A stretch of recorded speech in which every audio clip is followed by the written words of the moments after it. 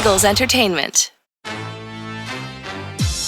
With the 10th pick in the 2021 NFL Draft, the Philadelphia Eagles select. You're listening to the Journey to the Draft podcast. Welcome to the Journey to the Draft podcast, presented by Life Brand. I'm your host, Fran Duffy, and today we put a ribbon on the Eagles' 2021 draft class, and we start right at the top of the show with Draft Buzz, where I catch up with Dane Brugler to discuss the Eagles' picks, share our final thoughts on each of those selections individually, and then talk about the group as a whole and discuss what we can learn from the draft class before I transition to a guy I have so much respect for in Brandon Thorn and Mr. Relevant. And the reason why I'm bringing Brandon onto the show is because he is one of the preeminent offensive line voices in the media. He does outstanding work, and he is a huge fan of Eagles' second-round pick, Landon Dickerson. So I knew as soon as the Eagles made the selection, I need to talk to Brandon in some way, shape, or form on this show to discuss Landon as a player. So we'll dig into that in the middle of the show before we wrap it up at the end with our draft mailbag. We've got a couple of leftover questions and comments to get to from you at home. But first, if you were listening to this episode, chances are you are an Eagles fan. And look, I'm not going to lie.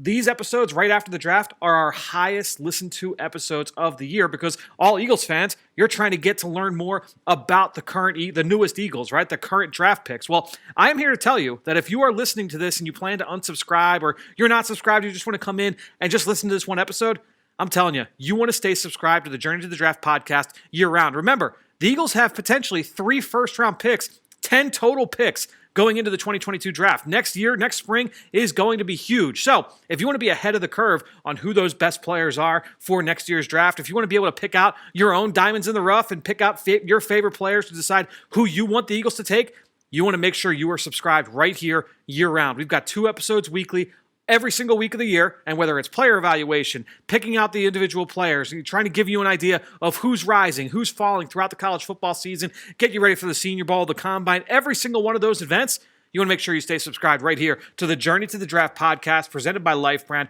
and we will take care of the rest. We have really, really evolved this show, and we are gearing it all towards you. So if you want to make sure that you are ahead of the curve for next year's draft, make sure you stay subscribed right here. And also, we appreciate everybody that goes on to Apple Podcasts and leaves us a rating, leave us a comment. If you've got a question, hit on it there, and we will answer it at the end of every single show in our draft mailbag. But before we get to that draft mailbag, we're going to start things off with my buddy Dane Brugler in Draft Buzz. Now it's time for Draft Buzz. Well, excited to dig into this Eagles draft class with my buddy Dane Brugler. And Dane, I guess I want to lead us off here at the very top. You released an article on The Athletic ranking all of the draft classes in the NFL from 1 to 32. The Eagles held the number 1 spot. I guess before we kind of go just really quickly pick by pick, just overall thoughts on why you had them number 1. Yeah, I it's funny. When you look at the Eagles from top to bottom, it's just like, okay, yeah. Really like that pick. Oh yeah, that one. That was a good. Oh wow, that one's. It just every single pick, it just kind of checked the box, like value, the talent.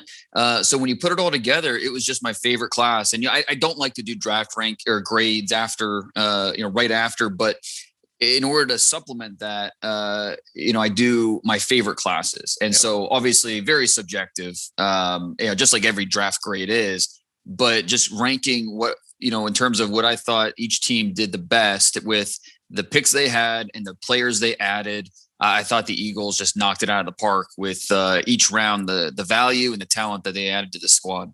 Yeah, I mean, we talked about it over the weekend, but with almost every pick, I was like, oh, I know he was high in the Beast rankings. I know, whether you go Tui Pelotu, Zach McPherson, obviously you were very high on Devontae Smith, Milton Williams. Yeah. You go up and down there. You were high on Landon Dickerson. He had a top 25 grade up for you. So, the Eagles obviously performing very, very well from your standards, from your rankings. So let's just quickly kind of go pick by pick. Look, you and I and Ben, we shared all of our thoughts on all of these guys over the course of draft weekend. So we'll just kind of speed through these five and just give parting thoughts on Smith, Dickerson, all these guys. We'll start first round, 10 overall. The Eagles trade up for Devontae Smith, just now a few days removed. Overall thoughts on Devontae Smith going to Philly?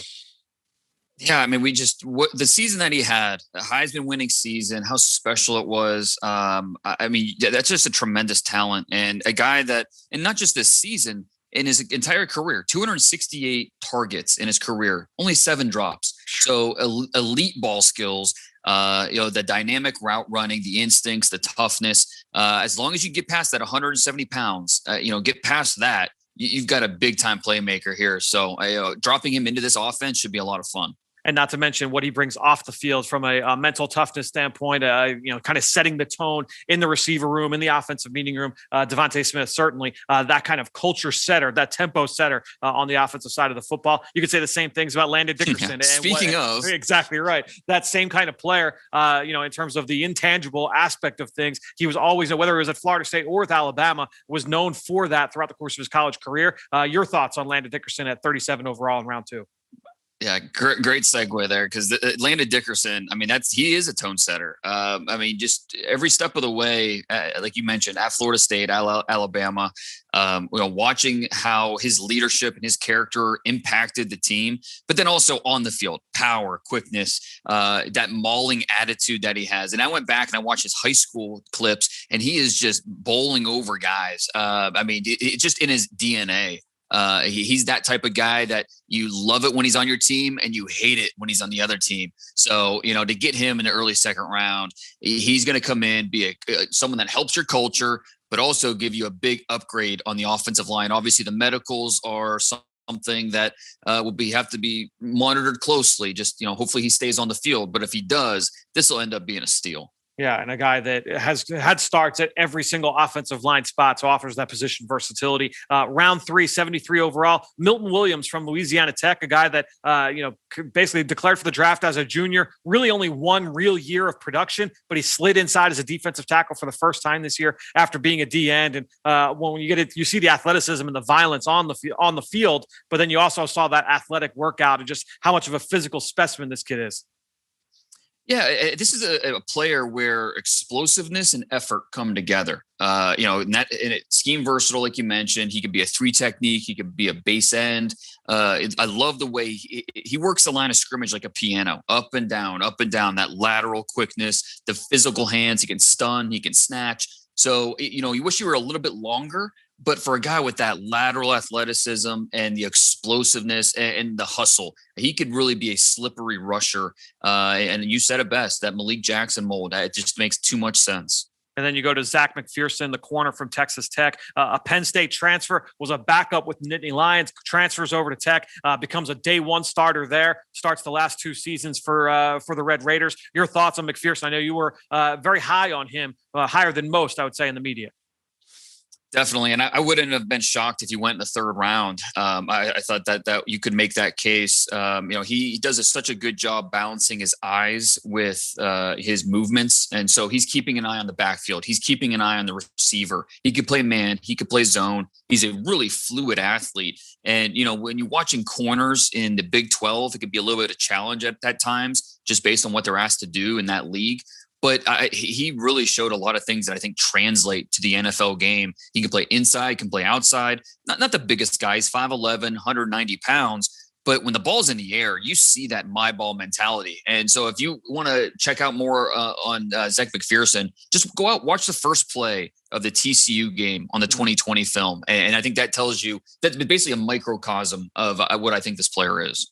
And then we get to Kenneth Gainwell in round 5. And this is a guy that I think both of us were very surprised was available at that point in the draft. Only a 1-year starter for Memphis back in 2019, opted out this past season, was very productive, high school quarterback, very green to the position still, but an absolute dynamo in terms of his pass catching ability, can be used all over the field, just a natural pass catcher.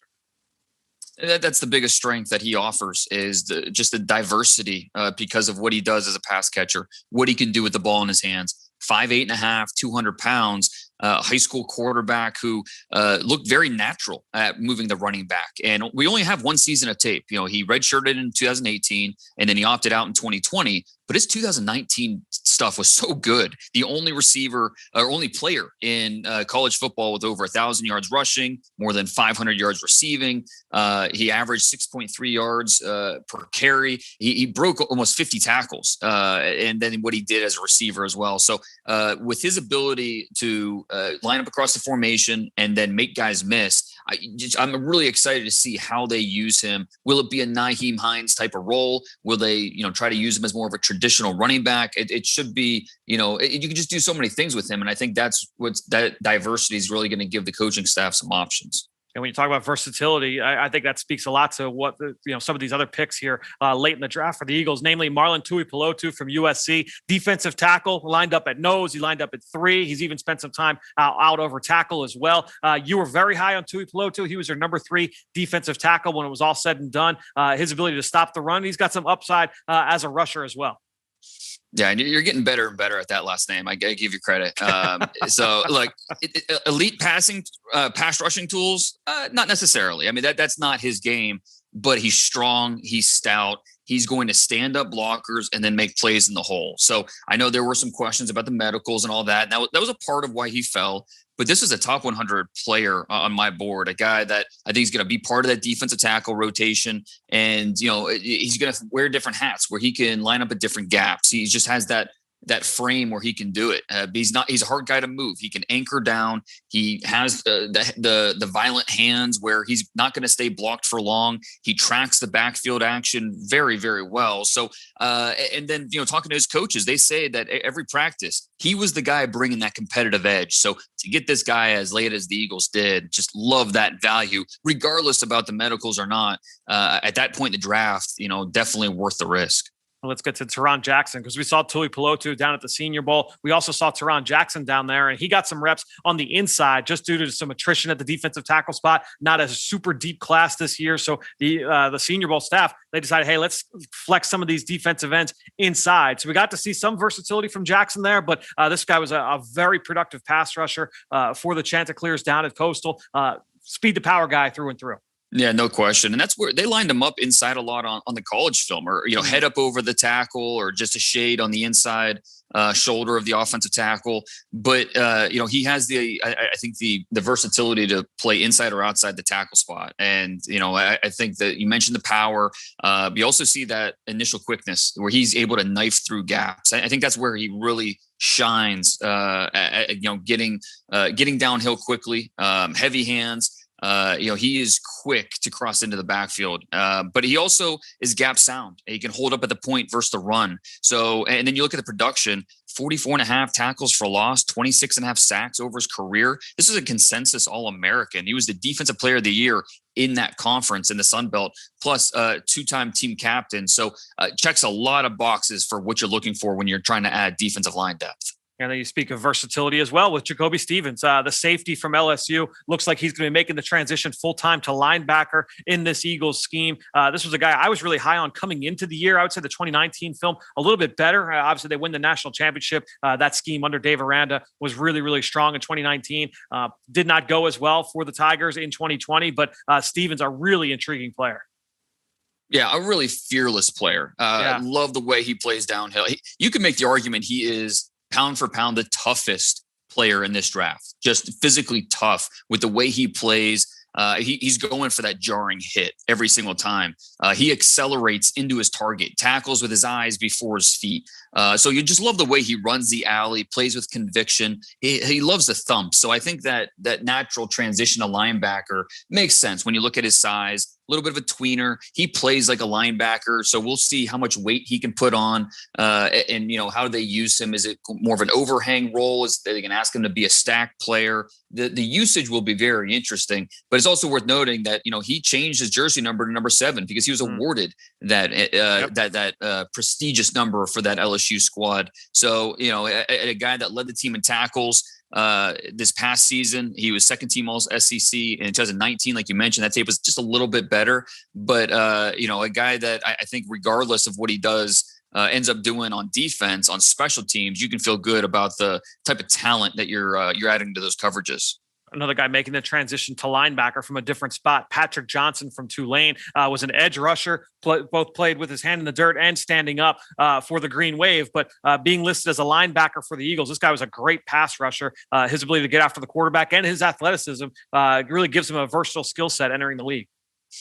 Yeah, we talked about with Teron Jackson, just the versatility, but then also the production. And that's what Patrick Johnson brings. 40 tackles for loss over his career, 24.5 sacks. Not an overwhelming size, strength, length type of guy. That's not really what he does. but he's a very good athlete, and he just has a knack for getting to the pocket. And he plays a lot more physical than you would expect for a 240 pounder. He rushes with a plan. He doesn't waste energy on his way to the pocket. Very smooth in his movements. So not a sudden guy, but very smooth. And I think something that was a common theme when talking to the coaches about Cam Sample and Patrick Johnson. They always talked about just how he's a make it player. He's a guy that hard work. He's giving it all that he has every single day. And I think that's something that will make it very tough to cut this guy or to not make him a part of the active roster because of just the way he works at it and the way the coaches are going to be able to trust him. So we sped through all 9 of the selections there, and that was by design because it was fun. It kind of interesting. To me, you could kind of hear some of the same buzzwords over and over that we said with all these guys, right? I mean, we talked about not just football character, versatility, their toughness. I mean, to me, those are some of the big themes I take away from these 9 selections. Was there anything else that kind of stood out to you as an overall trend when looking at this Eagles draft class? No, I think that perfectly summed it up because Devontae Smith, the Landon Dickerson, and with Fran Jackson and Patrick Johnson, these guys, they high character players, guys that have been doing it for a long time. They're not flash players. They're guys that have the production that the high character that teams really echoed. You could see it based off the film, but when the coaches echo it and the people close to the program say the same type of things, that gets you excited. Now, a few of these guys, a little bit of, maybe a little bit of a tweener, talking about a Patrick Johnson or, Teron Jackson or, some of these guys, but you're going to bet on the traits. You're going to bet on the toughness. You're going to bet on the football character. And I think that's something that, when you point to this draft class, that was a common theme throughout. And that's the thing. Like when you look at those guys, you talk about like tweeners, and we have these discussions all the time here on the show about positionless football and having those hybrid skill sets. I can't wait to see how new defensive coordinator Jonathan Gannon utilizes Patrick Johnson, Jacoby Stevens, Marlon Tuipulotu, Zach McPherson, right down the line, Milton Williams. Like all these guys have multiple position flexibility. They have the athletic skill sets to be able to be used in a bunch of different ways. Is McPherson an inside guy or an outside guy? Is Milton Williams going to rush from the inside, or is he going to be coming off tackle? All these guys, like I can't wait just to see how they're used. It's just fun to be able to project to a scheme that we don't really have 100% certainty on what it's going to look like yet. Right. And Jonathan Gannon, he's got really a cornerback background. He was a cornerbacks coach, and he's coming from that Matt Eberflus system in Indianapolis. So yeah, I'm really excited to see how they use these defensive players. A lot of defenders. Defenders last 4 picks, but then also like a Zach McPherson. What kind of coverages are they going to use him inside, outside? I think he can play man, can play zone. You can do different things with these guys. Milton Williams, same type of deal on the defensive line. So it will be. There's a lot of unknown, I think, with this Eagles team, and it stems from that first-year coaching staff and how they're going to look at the personnel on the team, and including this incoming rookie class, how they're going to be used. And so that usage, that development, that will play a big part in how these guys ultimately end up as pros. And I go back to my film breakdown with Nick Sirianni, the Eagles head coach, talking about the Eagles offense. And, that's a scheme that is geared towards yards after catch and finding space for their pass catchers, get them in the open field on the move. And so I think about that with Devontae Smith. I think about that with Kenneth Gainwell. And to me, like that's the kind of system for both of those players that I really envision them having a lot of long-term NFL success. Yeah, that makes a lot of sense. They want to get the ball in the hands of the playmakers. And you look at Jalen Hurts, that's what he was tasked with at Alabama, at Oklahoma, was, extending plays and finding his playmakers. They were, you don't ask Jalen Hurts to do too much. You let him use his strengths as both a runner and as a passer, and then let your weapons, do the damage. Let them create after the catch. I think both those guys with Devontae Smith and Kenneth Gainwell, it's what they did in college. And I think that's, as you project them to the NFL level, that's what they should be able to do, pretty quickly, probably as early as rookies. We should be able to see both these guys make an impact. Well, Dane, we spent a lot of time breaking down this Eagles draft class. We'll be back next week to start looking around the rest of the NFC East and some of these other teams around the NFL, really kind of dive into the team building process. Thanks once again for joining us here on the Journey to the Draft podcast presented by Life Brand. Raise a glass to that comforting feeling of an Eagles touchdown with the all-new Broad & Pattison wine collection created in partnership with Wink, featuring a Cabernet, a Rosé, and a Chardonnay. Broad & Pattison wines are the perfect pairing for any occasion. Now you can bring the sweet taste of victory with you to a dinner with friends or to the tailgate with your game day crew. Purchase online today at philadelphiaeagles.com/wine to stock up and have Broad & Pattison delivered right to your door. A portion of proceeds from every bottle benefit Eagles Autism Foundation. It's time for Mr. Relevant.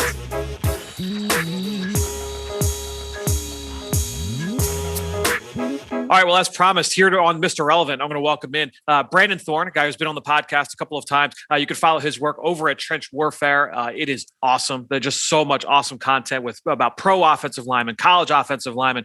Brandon, thanks so much for joining us here on the Journey to the Draft podcast. Absolutely, man. It's a pleasure to be here. So let's talk through not just Landon Dickerson, the Eagles' second-round pick, but also just offensive line in general, because you put so much time in evaluating these players from the trenches. And to help introduce Eagles fans to Landon Dickerson, let's just talk through what your critical factors are for the offensive line, the traits that you weigh the most heavily, and how Dickerson matches to those traits. Yeah, so the critical factors actually don't really change for any position based on how I was taught at Scouting Academy. There's 5 of them that apply to all positions, obviously manifest themselves in different ways, but it's play strength, play speed, mental processing, competitive toughness, and athletic ability. So, of those 5, I think Dickerson is at least solid, average in all of them or better. Now I think his top ones really are competitive toughness, is 10 out of 10, whatever your grading scale is, right. It's the highest. And then play strength, I think, is probably right there as well. It's very close to elite, if not elite. And also I kind of look at power a little differently than play strength. Yep. So I think his power as well is right there, kind of neck and neck with his play strength. So to be able to not only absorb force from defenders and overcome that with strength, but also to deliver it, explosively at the point of attack. He has both of those abilities.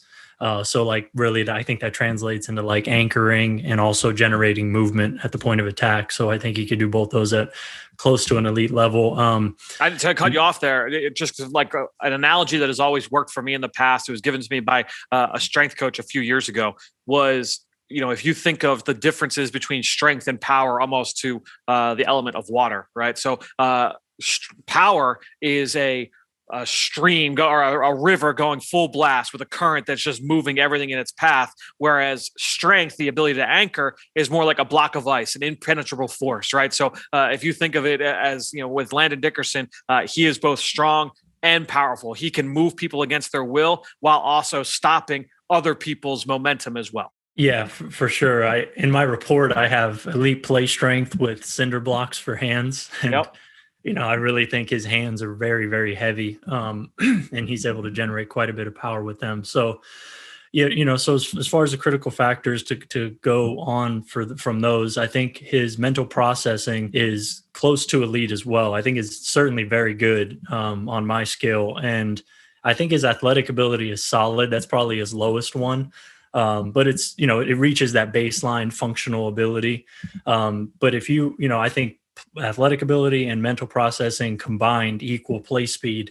So if you have a solid athlete who's a really quick processor, I think their play speed can be close to elite, if not just very good. And so I think his play speed is right there on kind of that very good level. So, and then there's position specific traits that I look at, in terms of gap run blocking, zone run blocking, pass protection, anchor, use of hands.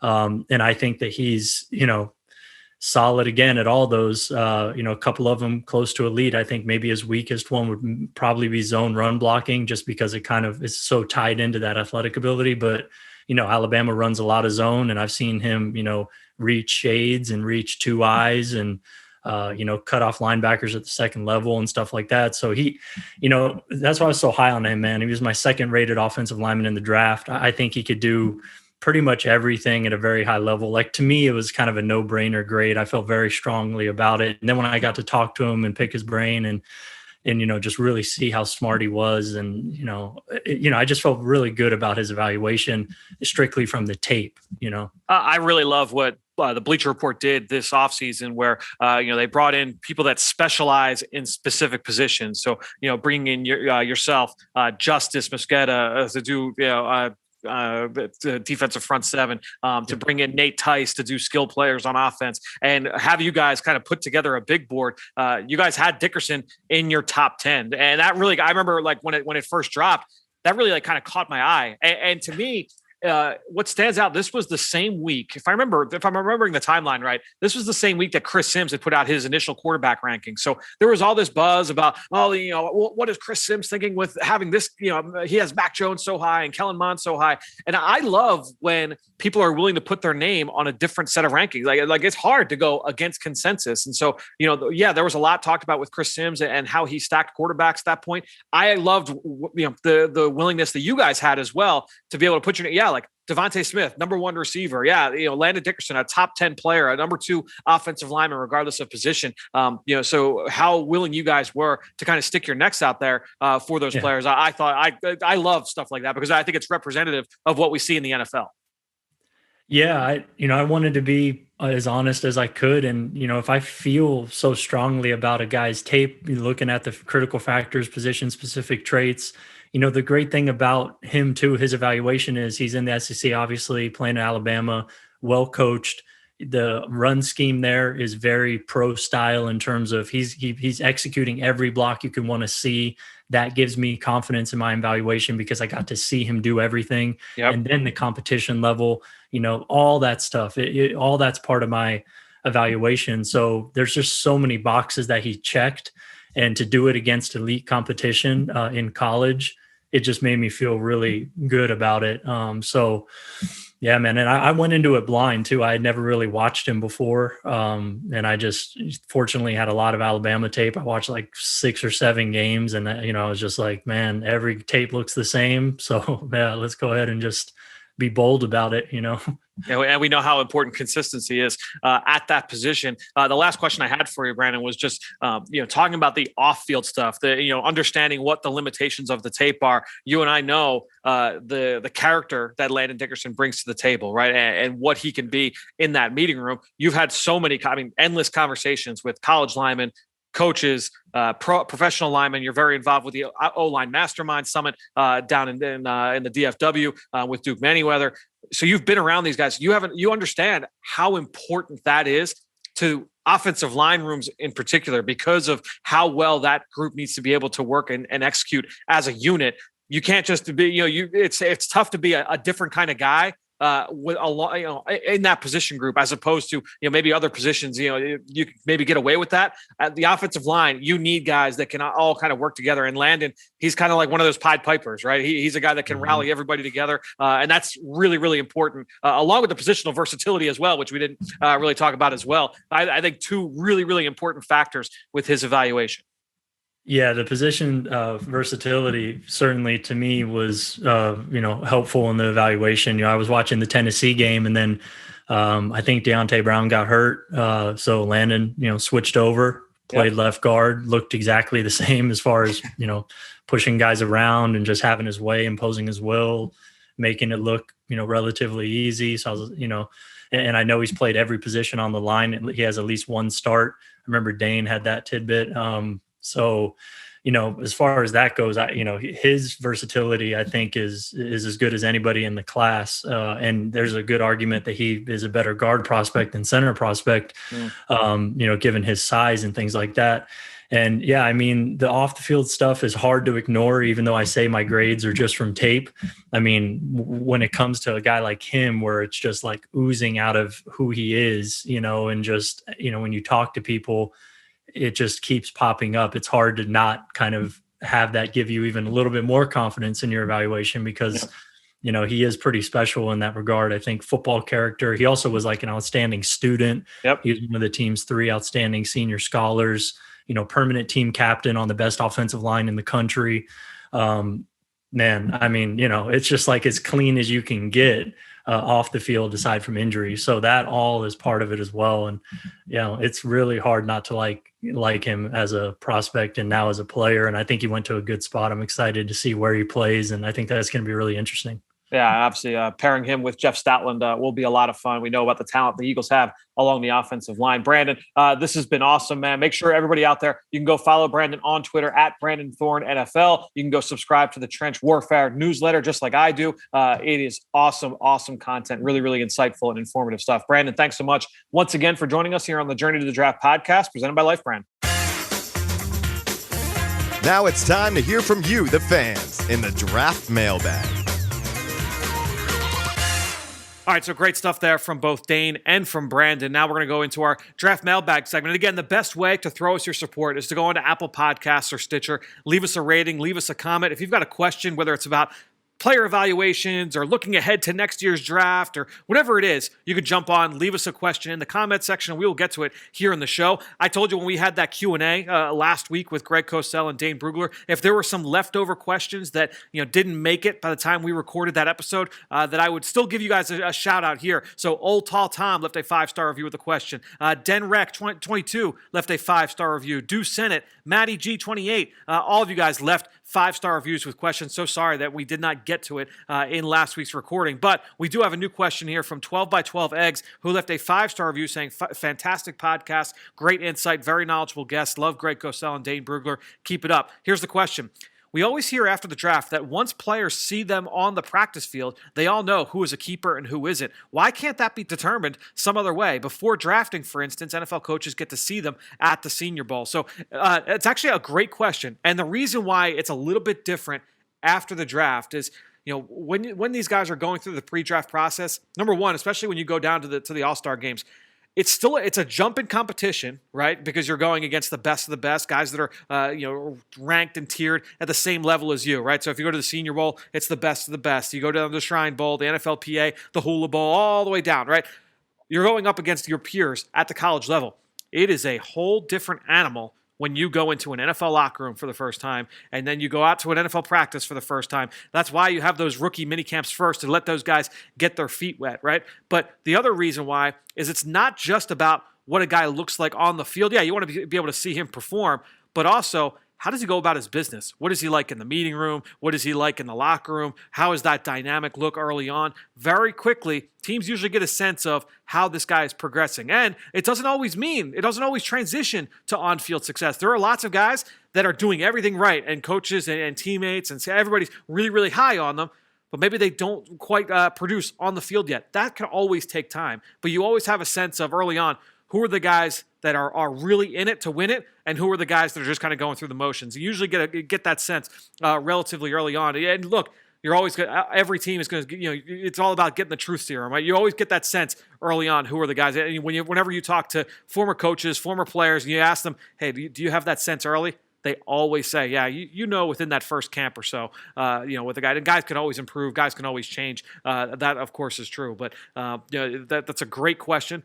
So, Eggs, thanks so much for leaving us the 5-star review and the great question there. Look, we are going to take the rest of this week off. So this will be one of the few weeks where we only have one episode. We figured we gave you a ton of content already. Next week, myself, Dane, and Ben, we're going to continue our recaps of the 2021 NFL Draft. We're going to go division by division, just kind of go through the picks, the standout selections, the best value picks. And really, it's not even necessarily about the players. It's more about what that tells us about the team's the roster building philosophy and how they're trying to find good fits for each individual teams. I think I'll probably bring on a guest or so from around the league for our blueprint segment as well, kind of keep that rolling and see what this draft says about each of these decision makers around the NFL. So we'll continue doing that. And then once we get into the month of June, we start talking to our former scouts, our former GMs, really kind of getting into the nitty gritty of player evaluation. I know a lot of people out there really enjoy those talks every single summer. Those will pick up in a few weeks right here on the Journey to the Draft podcast. Next week,